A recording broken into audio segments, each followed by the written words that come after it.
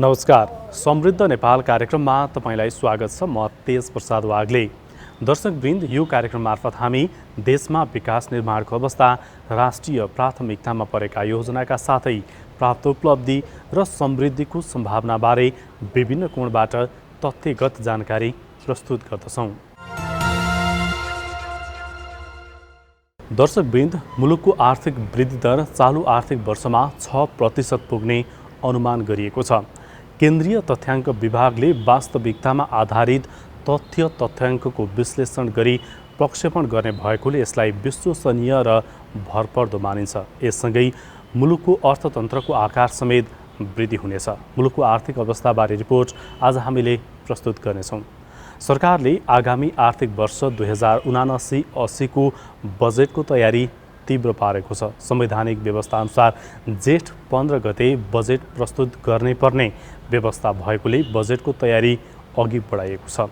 बजेटमा अर्थतन्त्रको पुनरुत्थान, रोजगारी सिर्जना र उत्पादनलाई प्राथमिकता दिन विज्ञहरूले सुझाव दिएका छन्। बजेटको तयारीबारे पनि आजको श्रृङ्खलामा हामीले चर्चा गर्नेछौँ।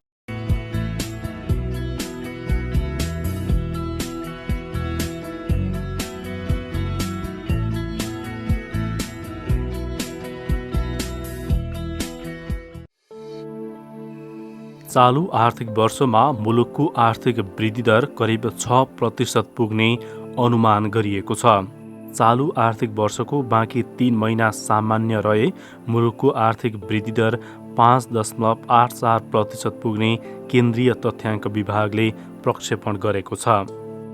2078-79 को 6 देखि 9 महिनासम्मको आर्थिक सूचकको विश्लेषण गर्दै उपभोक्ता मूल्यमा 5.84% को वृद्धि दर हासिल हुने अनुमान गरिएको हो।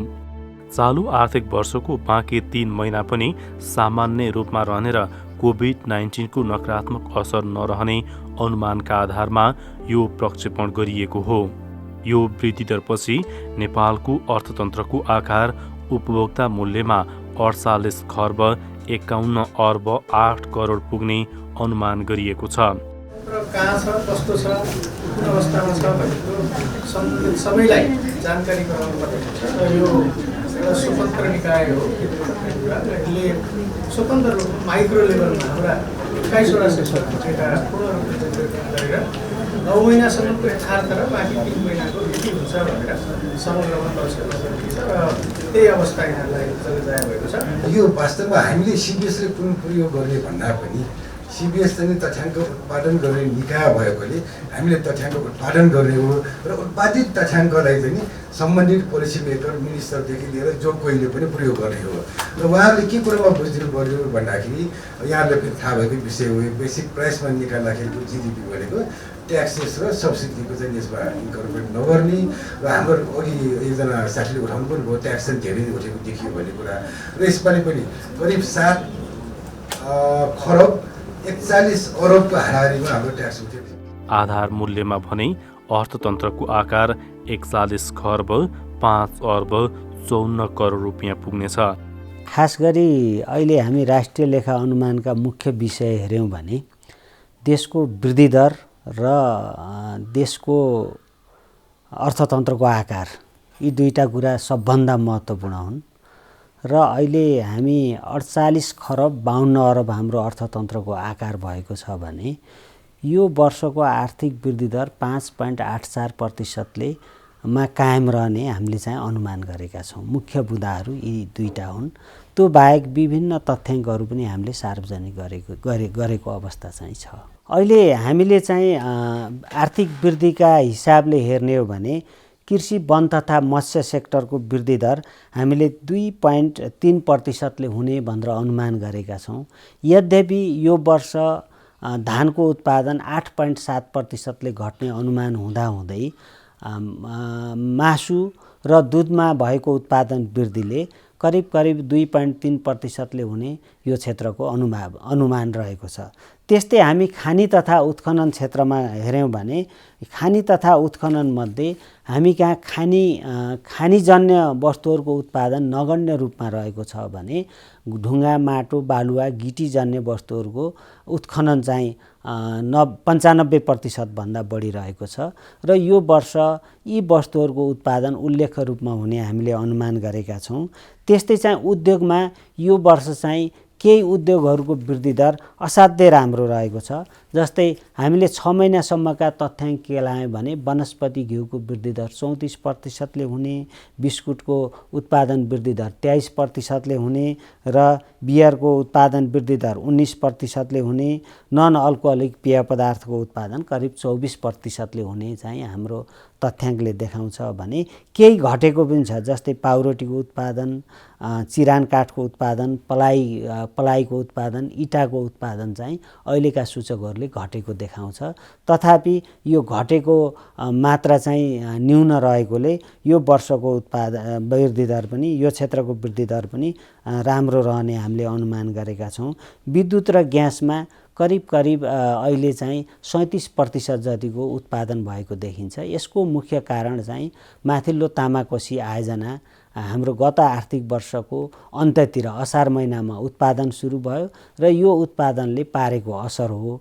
र हामीले चाहिँ विद्युत उत्पादन सरसर्ती हेऱ्यौँ भने हामीले चाहिँ के देख्छौँ भने गत 8 महिनामा यही अवधिमा 4028 जिगावाट आवर विद्युत उत्पादन भएको थियो भने यो आर्थिक वर्षको 4 महिनामा 5940 जिगावाट आवर विद्युत उत्पादन भएको छ। यो हिसाबले यो 8 महिनामा विद्युत उत्पादनको वृद्धि दर 47% छ।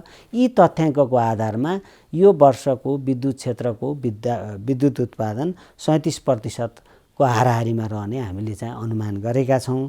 त्यस्तै खानेपानी ढल र फोहोर व्यवस्थापनमा सबभन्दा ठुलो अंश चाहिँ करिब 79% अंश खानेपानीको रहेको छ र यो वर्ष खानेपानीको सामान्य वृद्धि हुने अवस्था छ। धेरै वृद्धि हुने अवस्था हामीले आकलन गरेका छैनौँ। र अर्को चाहिँ के छ भन्नुहुन्छ निर्माणमा पक्की निर्माणको अंश हेर्नुहुन्छ भने 73% छ, कच्ची निर्माणको अंश 17% छ र यसमा हामीले सामान्यतया चाहिँ के छ भन्नुहुन्छ भने यो चाहिँ निर्माण सामग्रीको आयात 10%ले वृद्धि भएको छ। त्यस्तै चाहिँ यो हाम्रो चाहिँ आन्तरिक उत्पादनमा निर्माण सामग्री पनि 10%ले वृद्धि भएको छ र अन्य अहिले भएका कालोपत्रे सडकहरूको अवस्था, सार्वजनिक निर्माणको अवस्था र चाहिँ यो अर्थन ग्राभेल रोडहरूको लम्बाइ आदि हेर्दा यो क्षेत्रको वृद्धि दर हामीले 9% भन्दा बढी हुने आकलन गरेका छौँ। हाम्रो आर्थिक वृद्धि दर राम्रो छ। अहिले हामीले सरसर्ती हेर्दा विभिन्न कारणले गर्दा विदेशी मुद्राको सञ्चिति घटेको अवस्था छ। ती अघि मैले भने जस्तै विदेशी मुद्राको सञ्चिति घट्नुमा एउटा मुख्य कारण चाहिँ हाम्रो आयातित वस्तुहरूको वृद्धि पनि हो। आयातित वस्तुको वृद्धिमा हामीले चाहिँ हाम्रा नीति नियमले केही चाहिँ सम्बोधन गर्न सकेर केही आयातित वस्तुहरू घटाउन सक्यौँ भने यसले चाहिँ हाम्रो अर्थतन्त्र अहिले नै नराम्रो अवस्था छ भन्न चाहिँ सकिँदैन। अर्को महत्त्वपूर्ण कुरो इम्पोर्टेड गुड्समा करिब 52% 53% जति यो चाहिँ के छ भन्नुहुन्छ भनेदेखि इन्टरमिडिएट गुड्स भनेर भन्छौँ, नयाँ वस्तु तथा सेवा उत्पादन गर्न प्रयोग गरिने वस्तुहरूको अंश रहेको छ, कच्चा पदार्थको अंश रहेको छ। यो कच्चा पदार्थको अंशले के इङ्गित गर्छ भने हामी कहाँ पनि वस्तु र सेवाको उत्पादन यथेष्ट रूपमा बढ्ने सम्भावना अझ छ। यो चाहिँ आफैमा नराम्रो होइन, तर पनि हाम्रो के छ भन्नुहुन्छ भने 35% भन्दा बढी हामीले उपभोग गर्ने वस्तुहरूको आयात गरेका छौँ। यसलाई चाहिँ हामीले निश्चित रूपमा घटाउनु पर्ने अवस्था चाहिँ छ। वास्तवमा यी राष्ट्रिय लेखा तथ्याङ्कहरू नीति निर्माता, योजनाकार र अर्थविदहरूलाई राष्ट्रका नीति नियम योजना बनाउनलाई मूल रूपमा प्रयोग हुने तथ्याङ्कहरू हुन्। यी तथ्याङ्कहरूको सही रूपमा प्रयोग बजेट निर्माणदेखि लिएर योजना बनाउने कुरामा सधैँ हुँदै आएको छ र अहिले पनि उहाँहरूलाई टेवा पुग्छ भन्ने हामीले विश्वास लिएका छौँ। विभागले गरेको प्रक्षेपण नेपालमा रहेका दात्री निकायहरूले गरेको अनुमानभन्दा धेरै हो। दात्री निकायहरूले अधिकतम 4% आर्थिक वृद्धि हुने अनुमान सार्वजनिक गरेका थिए। चालु आर्थिक वर्षमा खास गरी विद्युत क्षेत्रमा भएको सुधारले आर्थिक वृद्धि दरलाई सहयोग गरेको छ। माथिल्लो तामाकोशी लगायत जलविद्युतका महत्त्वपूर्ण परियोजना सञ्चालनमा आउँदा यसको सकारात्मक प्रभाव आर्थिक वृद्धिमा परेको हो। विश्व ब्याङ्क, एसियाली ब्याङ्क र IMF जस्ता संस्थाले नेपालको कुल आर्थिक वृद्धि दर न्यून हुने प्रक्षेपण गरिरहेको बेला सरकारी निकायले आशातीत तस्बिर सार्वजनिक गरेको हो। यो आर्थिक वृद्धि दर अनुमान गर्ने विधि र उपयोग गरिएका तथ्याङ्कहरू, यी दुईटै कुरामा उहाँहरूका विधि र हाम्रा विधि पनि फरक छन् र उहाँहरूले उपयोग गरेको तथ्याङ्क र हामीले उपयोग गरेको तथ्याङ्क पनि फरक छ। विधि यस अर्थमा फरक छ कि हामीले चाहिँ अन्तर्राष्ट्रिय स्तरमा मान्यता प्राप्त सिस्टम अफ नेसनल एकाउन्ट भन्छ। यो सिस्टम अफ नेसनल एकाउन्टको 2008 को परिवर्तित परिमार्जन भर्सन अनुसार राष्ट्रिय लेखा अनुमानहरू तयार गरेका छौँ भने उहाँहरूले IMF, ADB, वर्ल्ड ब्याङ्क जस्ता संस्थाहरूले चाहिँ मोडेल बेसमा यी अनुमानहरू तयार गर्नु छ। त्यसकारण चाहिँ हाम्रा विधि पनि फरक परे। अर्को कुरो, हामीले चाहिँ तथ्याङ्क प्रयोग गर्दा विद्यमान रूपमा कस्ता तथ्याङ्कहरू छन्, देशमा उपलब्ध भएका तथ्याङ्कहरू प्रयोग गर्छौँ भने उहाँहरूले प्रयोग गर्ने तथ्याङ्कहरू अलि एग्रिगेट रूपमा हुन्छन्। जस्तै उहाँहरूले कृषिमा कति वृद्धि होला भनेर एग्रिगेट रूपमा तथ्याङ्क प्रयोग गर्नुहुन्छ भने हामीले धान बालीमा कति उत्पादन भयो, मकैमा कति उत्पादन भयो, गहुँमा कति उत्पादन भयो भनेर उत्पादनका तल्ला एकाइसम्मका तथ्याङ्कहरू उपयोग गरेर यी इस्टिमेटहरू तयार गर्छौँ। त्यसै कारणले हाम्रा यी अनुमानहरू उपलब्ध भइसकेपछि उहाँहरूले पनि आफ्ना अनुमानहरूलाई सच्याएर आधिकारिक रूपमा हाम्रा अनुमानहरू नै प्रयोग गर्नुहुन्छ।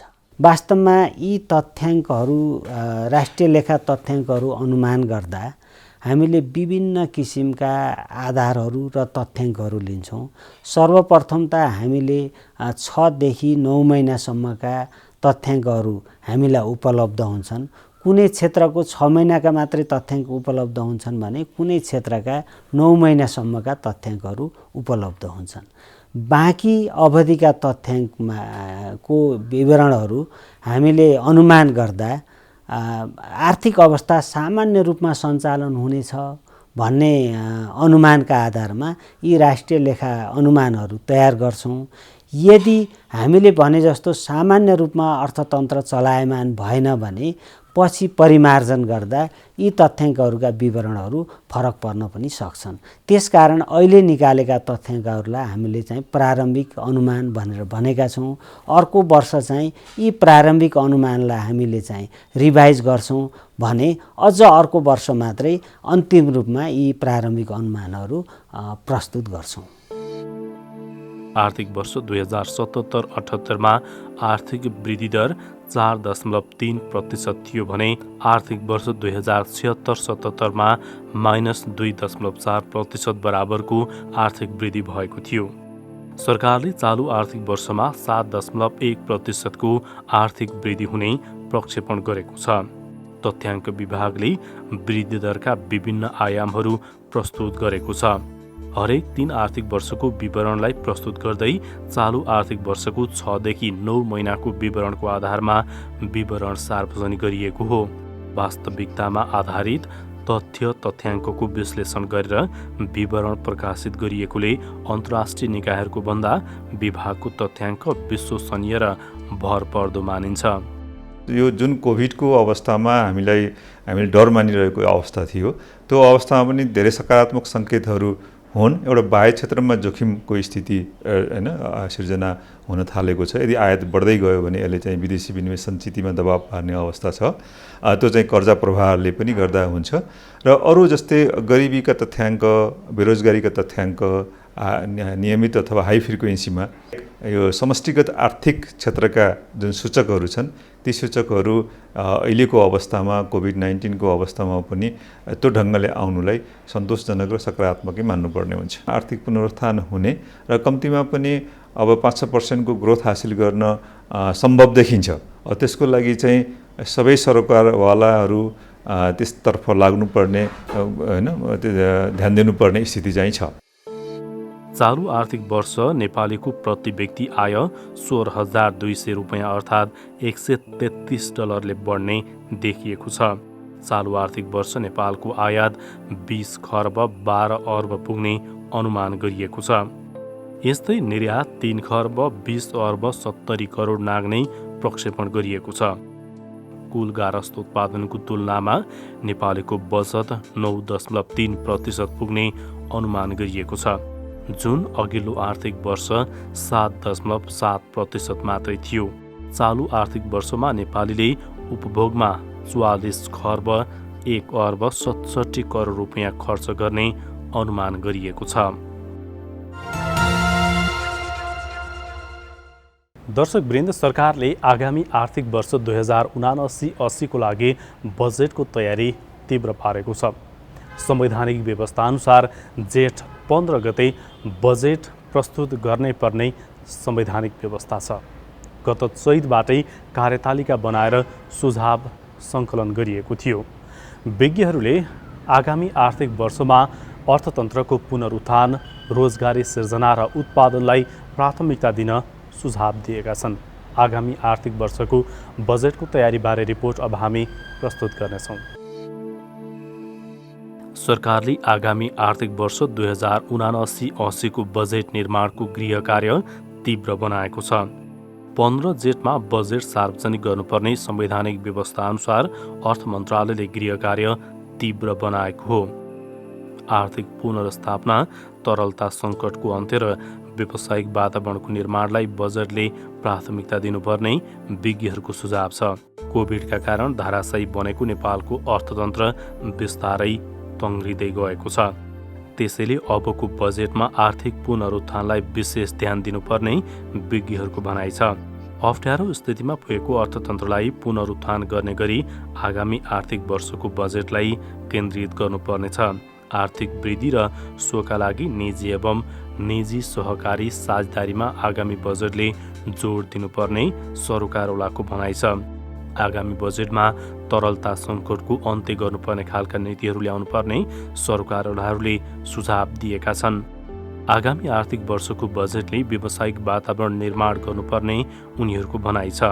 विगतमा कोभिड-19 का कारण चपेटामा परेको अर्थतन्त्रलाई पुरानै लयमा फर्काउन अबको बजेटले अर्थतन्त्रलाई चलायमान बनाउनु पर्ने विषयलाई प्राथमिकतामा राख्नुपर्ने, आर्थिक गतिविधि बढाउने र रोजगारी सिर्जना गर्ने गरी व्यावसायिक क्षेत्रलाई प्राथमिकता दिने कार्यक्रमहरू बजेटमा समावेश गर्नुपर्ने विज्ञहरूको भनाइ छ। हामीले आयोजनाहरू जबरजस्त हिसाबले राखिने भए, भनसुनका भरमा, कसैको इन्फ्लुएन्सको भरमा, चिटको भरमा दिने भयो र त्यसको फिजिबिलिटी पनि स्टडी नभएको हुने, डिपिआर पनि नभएको हुने, कतिमा EIA चाहिन्छ त्यो पनि नहुने।